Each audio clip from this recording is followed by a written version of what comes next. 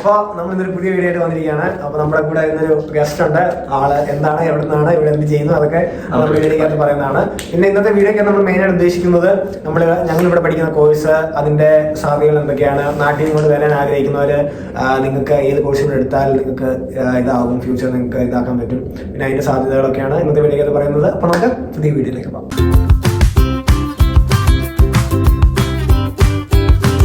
Guest നമുക്കപ്പോൾ ആദ്യം പരിചയപ്പെടാം. എന്റെ പേര് ശ്രുതി, ഞാൻ കോട്ടയത്ത് നിന്നാണ് വരുന്നത്. ഞാൻ ഇവിടെ ഷെക്കിൽ ഖാൻ യൂണിയിൽ തന്നെയാണ് പഠിക്കുന്നത്. എന്റെ കോഴ്സ് MSc ഫാർമ അനാലിസിസ്. ഞാൻ നാട്ടിലെ ഏറ്റുമാനൂരിൽ പഠിച്ചത്. അവിടെ ബി.ഫാം ആയിരുന്നു. ബി.ഫാം കഴിഞ്ഞായിരുന്നു. പിന്നെ രണ്ടുപേരും മിസ്സിംഗ് ആണ്, അമിതയും മേഘനയും. അമിതയും കാർത്തികയും ഒരേ കോഴ്സാണ്. അപ്പം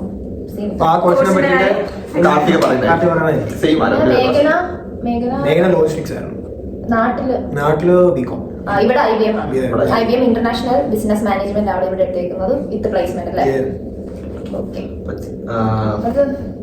അപ്പൊ ആദ്യം ആ അറ്റത്ത് അങ്ങോട്ട് തുടങ്ങും. അവിടുന്ന് ഇങ്ങനെ തുടങ്ങി നമ്മളെല്ലാ കോഴ്സിന്റെ ഡീറ്റെയിൽസ് കാര്യങ്ങളൊക്കെ പറയുന്നു. ഓരോരുത്തരുടെ കോഴ്സ് ഡീറ്റെയിൽസ് പറയുന്നത്, നാട്ടിലെന്താ പഠിച്ച്, ഇവിടെ എന്താ പഠിച്ച്, പിന്നെ അങ്ങനെയുള്ള കാര്യങ്ങളൊക്കെ നമ്മുടെ കുറച്ച് സജഷൻസ് ഒക്കെ നമ്മൾ പറയും. അപ്പൊ ആദ്യം അക്ഷയ തുടങ്ങുന്നതാണ്. ഞാൻ നാട്ടിൽ പഠിച്ചത് ബികോം ആണ്. ബികോം കഴിഞ്ഞിട്ട് ഇങ്ങോട്ട് കയറി വരുന്നതിന്റെ ഒരു ഗ്യാപ്പിൽ ഞാനൊരു ഡിപ്ലോമ കോഴ്സ് പഠിച്ചു, ഹോസ്പിറ്റൽ അഡ്മിനിസ്ട്രേഷൻ മാനേജ്മെന്റ്. അത് കഴിഞ്ഞ് ഒരു 3 മാസം ഹോസ്പിറ്റലിൽ ട്രെയിനിങ്ങിന് കയറി. അത് കഴിഞ്ഞിട്ടാണ് ഞാൻ ഇല്ല 1 ഇയർ ഗ്യാപ്പിൽ ഞാൻ 2023 ബികോം കഴിഞ്ഞു. 24 സെപ്റ്റംബറിലേക്ക് ഇങ്ങോട്ട് കയറിയത്. MSc അക്കൗണ്ടിങ് ആൻഡ് ഫൈനാൻസ് ആണ് ഞാൻ ഇവിടെ എടുത്തേക്കുന്ന കോഴ്സ്. പിന്നെന്താ, എങ്ങനെയുണ്ട് കോഴ്സ്? അടിപൊളിയാണ്, പാടാണ് പഠിക്കാൻ. അക്കൗണ്ടിങ് മേഖല ഇപ്പൊ ഞാൻ ബികോം അല്ലേ നാട്ടിലെടുത്ത്, അപ്പൊ എനിക്ക് സെയിം ഫീൽഡ് തന്നെ എടുക്കണമെന്നുണ്ടായിരുന്നു. ഞാൻ ഡിപ്ലോമ ഒരു വെറൈറ്റിക്ക് പിടിച്ചത്, ഒരു എക്സ്പീരിയൻസ് ചെയ്യാമല്ലോ ഒരു ഹോസ്പിറ്റൽ സൈഡിലോട്ടെന്ന് വിചാരിച്ചെടുത്തയാ. പിന്നെ ഒരു ഗ്യാപ്പ് കൂടെ ഫില്ല് ചെയ്യാൻ വേണ്ടിയിട്ടാണ് ഞാൻ കോഴ്സ് എടുത്തത്. പിന്നെ എന്താ, ഇവിടെ ബികോം കഴിഞ്ഞവർക്ക് അക്കൗണ്ടിങ് മേഖലയിലോട്ടും ഫൈനാൻസ് മേഖലയിലോട്ടും പോകുന്നവർക്ക് നല്ലൊരു കോഴ്സാണ് അക്കൗണ്ടിങ് ആൻഡ് ഫൈനാൻസ്. MSc ആണ്. ഞാൻ ഈ കോഴ്സ് എടുക്കുന്നതിന് മുന്നേ ഇവിടെ ഒരു എന്താ ജോബ് കിട്ടുന്ന ഒരു ലിസ്റ്റ് ഉണ്ടല്ലോ, അപ്പൊ ഇവിടെ ഷോർട്ടേജ് ഓക്യുപ്പേഷൻ ലിസ്റ്റ് എടുത്ത് നോക്കിയിട്ട് അങ്ങനെ ഞാൻ സെലക്ട് ചെയ്തതാണ് അക്കൗണ്ടിങ് ആൻഡ് ഫൈനാൻസ്. പിന്നെ പഠിച്ച് മൊഡ്യൂൾസ് ഒക്കെ കുഴപ്പമില്ല, ഓക്കെ ആണ്. ഞാൻ 1 ഇയർ കോഴ്സാണ് എടുത്തേക്കുന്നത്. എനിക്ക് 2 സെമസ്റ്റർ ആയിട്ടാ. അപ്പോൾ ഫസ്റ്റ് സെമസ്റ്ററിൽ 4 മൊഡ്യൂളും സെക്കൻഡ് സെമസ്റ്ററിൽ ഡെസ്റ്റിനേഷൻ കൂടെ കൂട്ടിയിട്ട് 5 മൊഡ്യൂളാണുള്ളത്. എക്സാംസ് ഒന്നുമില്ല, അസൈൻമെന്റ്സ് ആണ് ഫുൾ ഉണ്ടായിരുന്നത്. കാർത്തികൃഷ്ണൻ പറഞ്ഞു. ഓക്കെ, അപ്പൊ എന്റെ കോഴ്സ് ഞാൻ നാട്ടിൽ പഠിച്ചത് BC ആണ്, bachelor of computer application 3 year course. അത് കഴിഞ്ഞിട്ട് ഡിസ്റ്റന്റ് ആയിട്ട് MC എടുത്തിട്ടുണ്ടായിരുന്നു. IGNOU ഇന്ദിരാഗാന്ധി നാഷണൽ ഓപ്പൺ യൂണിവേഴ്സിറ്റിയിൽ നിന്ന് എടുത്തിട്ടുണ്ടായിരുന്നു. മീൻവൈൽ ഞാൻ ടാറ്റ കൺസ്യൂമർ സർവീസസിൽ വർക്ക് ചെയ്യുന്നുണ്ടായിരുന്നു. എന്നിട്ട് പറഞ്ഞു തരുമ്പോൾ എന്റെ സെക്കൻഡ് PG ആണ് ഇവിടെ. MSc ബിഗ് ഡേറ്റ അനലിറ്റിക്സ് ആണ് പഠിക്കുന്നത്. നല്ല വയസ്സിന്റെ കേട്ടോ. കോഴ്സ് എടുത്തത് ഭയങ്കര കോഴ്സിനോടുള്ള ഇഷ്ടമൊന്നും അങ്ങനൊന്നും എടുത്തതല്ല. എനിക്ക് എന്റെ കമ്പ്യൂട്ടർ ഫീൽഡിൽ തന്നെ ഒരു കോഴ്സ് എടുക്കണം. ഞാൻ മെയിനായിട്ട് ഇവിടെ സൈബർ സെക്യൂരിറ്റിയും ബിഗ് ഡേറ്റ ആണല്ലോ റെലവെന്റ് ആയിട്ട്. ഞാൻ അത്ര ഉദ്ദേശിച്ചു ജോബ് മാർക്കറ്റ് റെലവെന്റ് ആയിട്ട് നിൽക്കുന്ന ഒരു കോഴ്സ്. അപ്പൊ നോക്കിയപ്പോൾ ഡേറ്റയ്ക്ക് നല്ല സ്കോപ്പ് ഉള്ളതുകൊണ്ടാണ്, എല്ലാ ഇൻഡസ്ട്രിയിലും ഡേറ്റ ഇമ്പോർട്ടന്റ് ആണല്ലോ, അതുകൊണ്ടാണ് ബിഗ് ഡേറ്റ എടുക്കാന്ന് വിചാരിച്ചത്. പിന്നെ യൂണി സെലക്ട് ചെയ്യാൻ കാര്യം, ഈ നല്ലൊരു റാങ്കിങ്ങിൽ അഫോർഡബിൾ ആയിട്ടുള്ള ഒരു ഫീ സ്ട്രക്ചർ ഉള്ളത് എനിക്ക് ഇവിടെ തോന്നി. അതുകൊണ്ടാണ് യൂണി ചൂസ് ചെയ്തത്. പിന്നെ ഇതിനകത്ത് മെയിനായിട്ട് ഡെസർട്ടേഷൻ ഉൾപ്പെടെ, ഡെസർട്ടേഷൻ നമ്മൾ ഈ പറയുന്നത് നമ്മുടെ ഫൈനൽ പ്രോജക്റ്റ് ആണ്. നമുക്ക് ബാച്ചിലേഴ്സിനൊക്കെ ഫൈനൽ ഒരു പ്രോജക്റ്റ് ഉണ്ടല്ലോ, അതാണ് നമ്മളിവിടെ ഡെസർട്ടേഷൻ എന്ന് പറയും. അപ്പൊ ഡെസർട്ടേഷൻ ഉൾപ്പെടെ 7 മൊഡ്യൂൾസ് ആണ് ഉള്ളത്. അതിൽ 2 മൊഡ്യൂൾസ് കുറച്ച് ടഫാണ്, ബാക്കിയെല്ലാം ഈസിയാണ്. പിന്നെ കോഴ്സ് നല്ല കോഴ്സാണ്, ഞാൻ സജസ്റ്റ് ചെയ്യും. ബിക്കോസ് നല്ല സ്കോപ്പ് ഉണ്ടല്ലോ. അസൈൻമെന്റ്സ് ചെയ്യാൻ ഓക്കെ. ഞാൻ ഈ പറഞ്ഞ 2 മൊഡ്യൂൾ കുറച്ച് ടഫാണ്, അത് നമ്മളൊരു എക്സ്ട്രാ ആയിട്ട് കെയർ കൊടുത്താൽ. പിന്നെ 2 മൊഡ്യൂളിന് ഗ്രൂപ്പ് അസൈൻമെന്റ് ആയിരുന്നത്. ഒരു മൊഡ്യൂളിന് 2 അസൈൻമെന്റ്. ഒന്ന് ഇപ്പൊ ഫേസ് ടെസ്റ്റ് എന്നൊക്കെ പറയുന്നത്, അത് ഫേസ് ടെസ്റ്റ് ഒക്കെ സിമ്പിൾ ആയിട്ട് MCQ പോലെ സംഭവമായിരിക്കും. പിന്നെ ഒരു മെയിൻ ആയിട്ട് പ്രൊജക്റ്റും കാണും, അത് ഗ്രൂപ്പ് ആയിരിക്കും. ഒരു ഇൻഡിവിജ്വൽ ഒരു ഗ്രൂപ്പും അസസ്മെന്റ്സ് കാണും. എക്സാംസ് ഇല്ല. നിങ്ങൾ പ്രത്യേകം വരുന്നവർ എക്സാംസ് ഇല്ലാത്തത് നോക്കിയോ. അപ്പോൾ എക്സാംസ് കുറച്ച് ടഫാണ്, അതുകൊണ്ട് എക്സാം ഇല്ലാത്ത കോഴ്സസ് നോക്കി എടുക്കുക. അതാണ് ഓൾ അബൌട്ട് ബിഗ് ഡേറ്റ. ഞങ്ങൾ ഇത്രയും പേര് മോസ്റ്റ്ലി PG ചെയ്യുന്നവരാണ്, PG കോഴ്സസ് മാസ്റ്റേഴ്സ് കോഴ്സസ് ചെയ്യുന്നവരാണ്.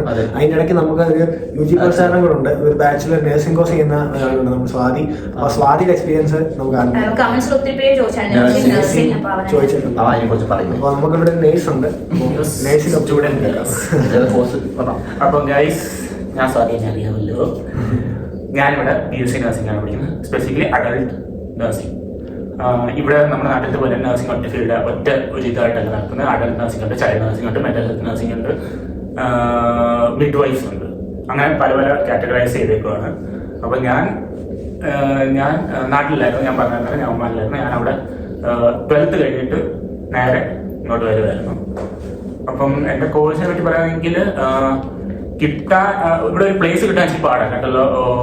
എസ്പെഷ്യലി ഷെഫീൽഡ് തലത്തിൽ എനിക്കൊരു രണ്ട് ഇന്റർവ്യൂ ഒക്കെ ഉണ്ടായിരുന്നു. നല്ല പാട് തന്നെയാണ് ഇന്റർവ്യൂസ്. ആവശ്യത്തിന് ക്ലിനിക്കൽ റിലേറ്റഡ് ക്വസ്റ്റ്യൻസ് ഒക്കെ ചോദിക്കും. ജനറലി ഇവിടെ ഈ കോഴ്സിന് പ്ലേസ് കിട്ടാൻ ഇച്ചിരി പാടാ, ഏത് യൂണിറ്റ് പോയാലും.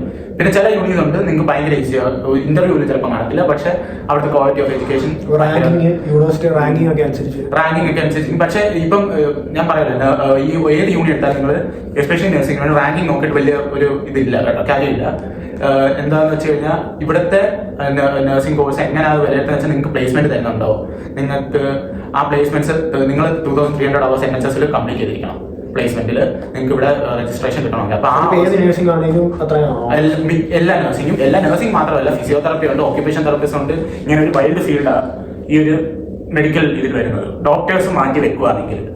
അപ്പം അത്യാവശ്യം നല്ല പാടാ കോഴ്സ് എന്ന് വെച്ചാൽ തിയറി വൈസ് അല്ല, പ്രാക്ടിക്കൽ വൈസ്. എന്താന്ന് വെച്ചാൽ നിങ്ങൾക്ക് ഒത്തിരി പ്ലേസ്മെന്റ്സ് ഒക്കെ കാണും. ഫസ്റ്റ് ഇയറിൽ ഇപ്പം സോഫാർ വലിയ കുഴപ്പമില്ല. എനിക്ക് ഒരു 2 മാസത്തെ പ്ലേസ്മെന്റ് ഉണ്ടായിരുന്നു. നിങ്ങൾ 40 hours per week unpaid hours ആയിരിക്കും. NHS ഏതെങ്കിലുമൊക്കെ ഹോസ്പിറ്റലിലോ അതോ കമ്മ്യൂണിറ്റിയിലോ നിങ്ങൾ ജോലി ചെയ്യേണ്ടി വരും. ജോലി എന്ന് പറയുമ്പോൾ പഠിക്കാൻ വേണ്ടിയിട്ടാണ് നിങ്ങൾ ചെയ്യുന്നത്, ബട്ട് നിങ്ങൾ ജോലി ചെയ്യുന്നുണ്ടായിരിക്കും അത്യാവശ്യം നല്ലപോലെ. അപ്പം ഈ പ്ലേസ്മെന്റ് കാര്യം എന്ന് പറയുമ്പോൾ അതുകൊണ്ട് കൂടെ ഞാൻ പറഞ്ഞ യൂണി നിങ്ങൾ നോക്കിയെടുക്കണം. ഇപ്പൊ ഹാലം പ്ലേസ്മെന്റ്സിന് വേണ്ടിയിട്ട് വരുന്നതാണ്. അവർ അത്യാവശ്യം നല്ലപോലെ പ്ലേസ്മെന്റ്സ് അവർ തന്നെ അലോട്ട് ചെയ്യുന്നതായിരിക്കും. നമ്മുടെ ആ സമയമാകുമ്പോൾ അവർ തന്നെ പറയും നിങ്ങൾക്ക് ഈ ഹോസ്പിറ്റലിൽ നിങ്ങൾക്ക് അലോട്ട്മെന്റ് ഉള്ള നിങ്ങൾ അവിടെ പോകണം. അപ്പോൾ പെർ വീക്ക് 40 hours ആയിരിക്കും, എന്ന് വെച്ചാൽ 3 shifts ആയിരിക്കും. അപ്പം 12.5 hour shifts ആയിരിക്കും. പിന്നെ തിയറി വൈസ് നോക്കുകയാണെങ്കിൽ കോഴ്സ് സോഫാർ ഫസ്റ്റ് ഇയറിൽ not hard at all. 5 modules ഉണ്ടായിരുന്നു. 2 അസൈൻമെന്റ് നടന്നിട്ടുള്ളൂ, 2 ടെസ്റ്റ് ഉണ്ടായിരുന്നു. ടെസ്റ്റ് ഒക്കെ വലിയ കുഴപ്പമില്ല. നിങ്ങൾ 12ലും 10ലും ഒക്കെ പഠിക്കുന്ന ബയോളജി അതൊക്കെ ബേസ്ഡ് ആയിരിക്കും ക്വസ്റ്റ്യൻസ് ഒക്കെ, വലിയ പ്രശ്നമൊന്നുമില്ല. ആകെയുള്ള പ്രശ്നം ഈ പ്ലേസ്മെന്റ്സ് ആയിരിക്കും. സെക്കൻഡ് ഇയർ ആയിരിക്കും ഏറ്റവും ഹാർഡസ്റ്റ് എന്ന് പറഞ്ഞാൽ. ഞാനിപ്പോൾ സെക്കൻഡ് ഇയറിലോട്ട് ഹെൽപ്പ് ചെയ്യാൻ എൻ്റെ ഫസ്റ്റ് ഇയർ കംപ്ലീറ്റ് ആയിട്ടുണ്ട്. സെക്കൻഡ് ഇയറിലോട്ട് പോകുമ്പോഴേക്കും നല്ല പാടായിരിക്കും കോഴ്സ്. എന്താണെന്ന് വെച്ചാൽ ഒരു 4 മാസത്തെ 4.5 മാസത്തെ ഒരു പ്ലേസ്മെന്റ്. 3 years അല്ലേ കോഴ്സ് ഡ്യൂറേഷൻ? 3 years ആ കോഴ്സ്. നാട്ടിലത്തെ കൂടെ 4 years അല്ല, including internship and placement 3 years. Placement included course ആയി എന്ന് വെച്ച് കഴിഞ്ഞാൽ സെപ്പറേറ്റ് ആയിട്ട് ഒരു പ്ലേസ്മെന്റ്സിന് വേണ്ടിയിട്ട് ഒരു ഇയറോ ഒന്നും ഇല്ല ഇവിടെ. പിന്നെ ചിലവർ ചോദിച്ചിട്ടുണ്ടായിരുന്നു ഹ്യൂമാനിറ്റീസ് അല്ലെങ്കിൽ നോൺ സയൻസ് സ്ട്രീമിൽ നിന്ന് വരുന്നവർക്ക് എങ്ങനെ ഇതെടുക്കാൻ പറ്റുമെന്ന്. അപ്പം അതിന്റെ കാര്യം എന്ന് പറയുമ്പോൾ എന്റെ അറിവിൽ എന്റെ ഒരു കസിനും ഉണ്ട് നഴ്സിംഗ് പഠിക്കുന്നത്. അപ്പം പുള്ളിക്കാരുടെ ഫ്രണ്ട്സ് ആയാലും പറഞ്ഞിട്ടുണ്ട് ഈ ഹ്യൂമാനിറ്റീസ് എന്നൊക്കെ വരുന്ന ഒരു ഫൗണ്ടേഷൻ കോഴ്സ് എടുക്കേണ്ടി വരും, ഒരു 1 year ഫൗണ്ടേഷൻ കോഴ്സ്. പിന്നെ ചില യൂണിവേഴ്സിറ്റി ഫൗണ്ടേഷൻ കോഴ്സിന് പകരം നിങ്ങൾ എന്തുകൊണ്ട് ഈ ഫീൽഡിലോട്ട് വരുന്നെന്നുള്ളതൊക്കെ എക്സ്പ്ലനേഷനും അങ്ങനെയുള്ള കാര്യങ്ങളൊക്കെ ചെയ്യേണ്ടി വരും. മോസ്റ്റ്ലി നിങ്ങൾക്ക് ഒരു ഫൗണ്ടേഷൻ കോഴ്സ് എടുക്കേണ്ടി വരും. എന്താ വെച്ചാൽ നിങ്ങൾ ഇതിനകത്ത് ബന്ധമില്ലാത്തൊരു ഫീൽഡിലോട്ടാണ് വരുന്നത്. പിന്നെ കോഴ്സിനെ പറ്റി പറയുകയാണെങ്കിൽ നിങ്ങൾ നാട്ടിൽ വിചാരിക്കുന്ന പോലെ നിങ്ങൾ റിഗറസ് ആയിട്ടിട്ട് തിയറി ഒന്നും പഠിപ്പിക്കത്തൊന്നുമില്ല. നിങ്ങൾ ആ ഒരു കാര്യത്തിൽ പേടിക്കേണ്ട. നിങ്ങൾക്ക് എന്താണ് ഒരു എക്സാംസ് ഒന്നും ഇല്ല കേട്ടോ. എന്റെ യൂണിവേഴ്സിറ്റിയിൽ എക്സാംസ് ഇല്ല, ഹാലത്തിൽ എക്സാംസ് ഇല്ല. ബട്ട് അത് നിങ്ങൾ ഈ കോഴ്സ് എടുക്കുമ്പോൾ ഒരു 10-15 യൂണിവേഴ്സിറ്റീസിന് റാൻഡം ആയിട്ട് അപ്ലൈ ചെയ്തു, ഇൻക്ലൂഡിങ് ഞാൻ പഠിക്കുന്നത്. എന്താണെന്ന് വെച്ചാൽ എന്റെ യൂണിയിൽ 2 years അകോ പഠിച്ചവർക്ക് വേറൊരു രീതിയാണ് കോഴ്സ് സ്ട്രക്ചർ. ഇപ്പം അടുത്ത വർഷം വേറെ രീതിയാണ് കോഴ്സ് സ്ട്രക്ചർ. ഞങ്ങളുടെ കൂടെ 5 module ആയിരിക്കും. ഈ 5 module വേറെ പേര് തന്നെയാണ്. എല്ലാ വർഷങ്ങളും ചേഞ്ചസ് ഓരോ ഇൻടേക്ക് വൈസ് ഇങ്ങനെ ചേഞ്ചസ് വരും. അത് എന്റെ ഒരു കോഴ്സിന്റെ ഒരു പ്രത്യേകത കേട്ടോ. അവര് നിങ്ങളപ്പം ഓരോ ഇന്റർവ്യൂവിനും കയറുമ്പോൾ ചോദിക്കുക എന്താ പറഞ്ഞാൽ എക്സാംസ് എന്തൊക്കെയുള്ള എക്സാംസ് ഉണ്ടെങ്കിൽ അവർ പറയാൻ പോകുന്നത് ഓസ്കി ആയിരിക്കും. നല്ല പാടാ എക്സാം. അപ്പം ഞാൻ റെക്കമെൻഡ് ചെയ്യും അതില്ലാത്തൊരു യൂണിയൻ തന്നെ എടുക്കുക. പിന്നെ ഇല്ലാത്ത എടുക്കുമ്പോൾ ആ യൂണിയൻ റിപ്പീറ്റഡ് ആയിരിക്കണം. അതെങ്ങനെയാ ഓരോ കോഴ്സിന് വേണ്ടിയിട്ട് യൂണിവേഴ്സിറ്റി എങ്ങനെ ഒരു സജഷൻ റിയൽ അവിടെ പഠിക്കുന്നവരും പഠിച്ചു കഴിഞ്ഞവരെയും തിരഞ്ഞെടുക്കാം എന്നുള്ളതും വീഡിയോയുടെ എൻഡിൽ ഞാൻ പറയുന്നതായിരിക്കും. നഴ്സിംഗ് പഠിച്ചാൽ ഒബ്വിയസ്ലി നല്ല ഓപ്പർച്യൂണിറ്റി. നഴ്സിംഗ് അറിയാമല്ലോ, ലോകത്ത് എവിടെ വേണമെങ്കിൽ നിങ്ങൾക്ക് ജോലി കിട്ടും. ഇവിടെ ആണെങ്കിൽ NHS നിങ്ങൾക്ക് സ്പോൺസർഷിപ്പോടെ ജോലി കിട്ടുന്നതായിരിക്കും 3 വർഷം കഴിയുമ്പോൾ. എന്റെ കസിൻ ഇപ്പോൾ പാസ് ഔട്ട് ആയിട്ട് പോലുമില്ല, 2.5 ഓൾമോസ്റ്റ് കഴിഞ്ഞ 3 years പുള്ളിക്കാരിക്ക് ഇപ്പൊ തന്നെ സ്പോൺസേർഡ് ആയിട്ടുള്ള ജോലി ഉറപ്പായിട്ട് കിട്ടിക്കഴിഞ്ഞു. അങ്ങനെ ഒരു ഉറപ്പം കൂടെ തരുക. അപ്പോൾ ഞാനും ഈ സ്വാധീനയുടെ വൺ ഓഫ് ദി സിമിലർ കോഴ്സസിൽ തന്നെയാണ്. ഞാൻ മെഡിക്കൽ ഫീൽഡ് റിലേറ്റഡ് ആണ്. ഞാൻ ന്യൂട്രീഷൻ വിത്ത് പബ്ലിക് ഹെൽത്ത് മാനേജ്മെന്റ് ആണ് ഞാൻ ചെയ്യുന്നത്. അത് 1 year കോഴ്സാണ്, മാസ്റ്റേഴ്സ്. അപ്പോൾ നാട്ടിൽ ഞാൻ ഹോട്ടൽ മാനേജ്മെന്റ് സ്ട്രീം ആയിരുന്നു. ബട്ട് ഞാൻ ഇവിടെ വന്ന് ഫുഡ് വിത്ത് ഹെൽത്ത് റിലേറ്റഡ് ഒരു കോഴ്സ് എടുക്കുന്ന ഒരു താല്പര്യത്തോടെ ഞാൻ ആ കോഴ്സ് എടുത്തതാണ്. അപ്പോൾ നമുക്കതിന് വേറെ ഇതൊന്നും ഇല്ല. നമ്മൾ ഫുഡ് റിലേറ്റഡ് ഉള്ള കോഴ്സസ് ആയതുകൊണ്ട് നമുക്ക് അതിന് വേറെ കാര്യങ്ങളൊന്നുമില്ല. നമ്മൾ നാട്ടിൽ നിന്ന് ഇപ്പോൾ ഒരു കോഴ്സ് എടുത്തിട്ട് നമ്മൾ ഇവിടെ ഒരു കോഴ്സ് എടുക്കുമ്പോൾ അവരെപ്പോഴും ക്യാസിലും ഒക്കെ ഇന്റർവ്യൂലൊക്കെ ചെക്ക് ചെയ്യുന്നത് കണക്ഷൻ വേണം. നമ്മൾ നാട്ടിലത്തെ കോഴ്സുമായിട്ട് എന്തെങ്കിലും മാസ്റ്റേഴ്സ് ഇവിടുത്തെ ഒരു മാസ്റ്റർ കോഴ്സ് എടുക്കുമ്പോൾ യുജിയുടെ കാര്യമല്ല, മാസ്റ്റർ കോഴ്സ് എടുക്കുമ്പോൾ നാട്ടിലത്തെ യുജി ആയിട്ടൊരു സിമിലാരിറ്റി വേണം, kind of same stream type ആയിരിക്കണം. കാരണം അതിൻ്റെ ആയിരിക്കണം നമ്മളിവിടെ മാസ്റ്റർ ചെയ്യുന്നത്. അപ്പോൾ അങ്ങനെ ഒരു മാസ്റ്റർ പബ്ലിക് ഹെൽത്തിലാണ് ഞാൻ ചെയ്തുകൊണ്ടിരിക്കുന്നത്. അപ്പോൾ മോഡ്യൂൾസ് ഒക്കെ നോക്കിക്കഴിഞ്ഞാൽ ഹെൽത്ത് റിലേറ്റഡ് ആണ് കൂടുതലും. ഫുഡ് ആൻഡ് പബ്ലിക് ഹെൽത്ത് ആണല്ലോ. അപ്പം food nutrition and public health ആണ്. അപ്പോൾ ഈ അഡൽട്ട് ന്യൂട്രീഷൻ, ചൈൽഡ് ന്യൂട്രീഷൻ, അതിൻ്റെയൊക്കെ സിമിലർ ടോപ്പിക്സ് ഒക്കെയാണ് വരുന്നത്. ഹെൽത്ത് ടോപ്പിക്സ് വരുന്നുണ്ട്, അതുപോലെ തന്നെ ഫുഡ് റിലേറ്റഡ് ടോപ്പിക്സ് വരുന്നുണ്ട്, ഫുഡിൻ്റെ ന്യൂട്രീൻ കണ്ടൻസ് അതേപോലുള്ള കാര്യങ്ങളൊക്കെ. പിന്നെ ലാബ് പ്രാക്ടിക്കൽസ് ഒക്കെ വരുന്നുണ്ട്. പിന്നെ എനിക്ക് ഓൾമോസ്റ്റ് എക്സാംസ് ഉണ്ട്. എനിക്ക് ഓൾമോസ്റ്റ് 2 എക്സാമുകളുണ്ട്. 2 സെം റിട്ടേൺ എക്സാം ഉണ്ട്. 2 സെമ്മിലും ഓരോരോ റിട്ടേൺ എക്സാംസ് വരുന്നുണ്ട്. അതിൻ്റെ കൂടെ ഫേസ് ടെസ്റ്റുകളുണ്ട്. പിന്നെ എല്ലാ മൊഡ്യൂൾസിലും ഈ 2 അസസ്മെന്റ്സ് വരുന്നുണ്ട്. അപ്പോൾ അങ്ങനെ കോഴ്സ് പറയുകയാണെങ്കിൽ ഭയങ്കര ഹെൽത്ത് റിലേറ്റഡ് ഫീൽഡിൽ നിന്ന് ഡയറക്റ്റ് വരുന്നവർക്കാണെങ്കിൽ ഭയങ്കര ടഫ് എന്ന് പറയാനില്ല. പക്ഷേ ഇവിടുത്തെ പാറ്റേൺ ഓഫ് അസസ്മെന്റ്സിന്റെ പാറ്റേൺ, എക്സാംസിന്റെ പാറ്റേൺ ഒക്കെ ആദ്യത്തെ സെം കഴിഞ്ഞ് സെക്കൻഡ് സെം വരുമ്പോൾ തന്നെ നിങ്ങൾ കുറച്ചുകൂടി യൂസ്ഡ് ആവും. പിന്നെ കുഴപ്പമില്ല, നമുക്ക് അതിനകത്ത് നമ്മുടെ ട്യൂട്ടേഴ്സ് ഒക്കെ നല്ല ഹെൽപ്ഫുൾ ആണ്. നമുക്ക് അവരോട് ചോദിക്കാനുള്ള ഡൗട്ട്സ് ആയിട്ടും നമുക്ക് ഇൻഡിവിജ്വൽ അപ്പോയിൻമെന്റ്, ഫേസ് ടു ഫേസ് അപ്പോയിൻമെന്റ് ഒക്കെ എടുത്ത് കഴിഞ്ഞാൽ അവർ നമ്മളെ സോർട്ട് ഔട്ട് ചെയ്ത് തരും നമ്മുടെ ഡൗട്ട്സ് കാര്യങ്ങളല്ല. അപ്പോൾ അതാണ് എൻ്റെ കോഴ്സിൻ്റെ കാര്യങ്ങൾ. അപ്പോൾ നമുക്കിത് കഴിഞ്ഞ് കഴിഞ്ഞാൽ നമ്മൾ ന്യൂട്രീഷനിസ്റ്റ് ആയിട്ട് ഉള്ളൊരു പോസ്റ്റിലോട്ടോ ഡയറ്റീഷ്യൻ പോസ്റ്റിലോട്ടോ ഒക്കെ നമുക്ക് ജോലി നമുക്ക് എടുക്കാവുന്നേ ഉള്ളൂ. അപ്പോൾ ഇവിടെ ഈ ഒരു കോഴ്സ് പഠിക്കുന്നതിന് ഇത് വളരെ ഇപ്പം നമ്മളുടെ ഈ ഫീൽഡിൽ നമ്മളുടെ ഈ ഒരു കറണ്ട് സിനാരിയോയിൽ നമ്മുടെ ന്യൂട്രീഷൻ അല്ലെങ്കിൽ ഫുഡ് ഇതൊക്കെ നല്ല ഇതായിട്ട് ഇവിടെ ജോലി ഓപ്പർച്യൂണിറ്റീസ് ഉണ്ട്. അപ്പോൾ NHS തന്നെ ഒത്തിരി ജോലി ഓപ്പർച്യൂണിറ്റീസ് ഉണ്ട്. ട്രെയിനീസ് ആയിട്ട് ഓരോരുത്തർ എടുക്കുന്നുണ്ട്. അപ്പോൾ അതൊരു കെയർ ഹോംസിൽ ഇപ്പോൾ അവർ എടുക്കുന്നുണ്ട്. അപ്പോൾ നിങ്ങൾക്ക് നല്ലൊരു കോഴ്സ് ആണ് പബ്ലിക് ഹെൽത്ത് കോഴ്സ്. അപ്പോൾ അടുത്ത സൂര്യ. അപ്പോൾ ഞാൻ ഇവിടെ പഠിക്കുന്നത് MA computer animation, 3D computer animation ആണ്. ആക്ച്വലി സിമിലർ ആയിട്ട് ഗെയിം ആർട്ട് എന്ന് പറഞ്ഞൊരു കോഴ്സ് ഉണ്ട്. അതേപോലെ 2D അനിമേഷൻ ഉണ്ട്. സെപ്പറേറ്റ് 3 ഇതുണ്ട്. പക്ഷേ ഓൾമോസ്റ്റ് 2 മോഡ്യൂളൊക്കെ ഞങ്ങൾക്ക് കമ്പൈൻഡ് ക്ലാസ് വരുന്നത്. നാട്ടിൽ പഠിച്ചതും 3D കമ്പ്യൂട്ടർ അനിമേഷൻ ആണ്. പക്ഷേ സോറി, നാട്ടിലല്ല ഞാൻ പഠിച്ചത്. ഞാൻ തമിഴ്നാട് കോയമ്പത്തൂരാണ് പഠിച്ചത്. അവിടെ BSc കമ്പ്യൂട്ടർ അനിമേഷനാണ് പഠിച്ചത്, വിഷ്വൽ എഫക്ട്.